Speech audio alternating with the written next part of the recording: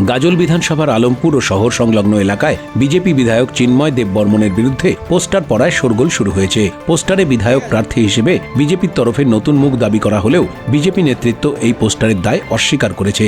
বিধায়ক চিন্ময় দেববর্মন একে তৃণমূলের চক্রান্ত বলে দাবি করেছেন। অন্যদিকে তৃণমূলের ব্লক সভাপতি রাজকুমার সরকার একে বিজেপির দীর্ঘদিনের কোন্দলের বহিঃপ্রকাশ বলে কটাক্ষ করেছেন। বিজেপিতে চিন্ময় বিরোধী গোষ্ঠীর নেতা ঠাকুরদাস সরকারও পোস্টার লাগানোর ঘটনায় তাদের সংশ্লিষ্টতা অস্বীকার করেছেন।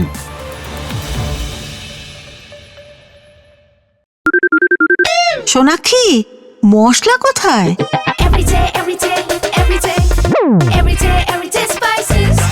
এভরিডে মশলা, দেশের স্বাদ।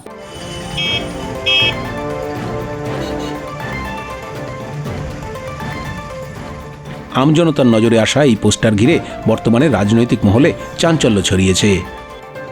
গাজল থেকে ক্যামেরায় পঙ্কজ ঘোষের সঙ্গে গৌতম দাসের রিপোর্ট, উত্তরবঙ্গ সংবাদ।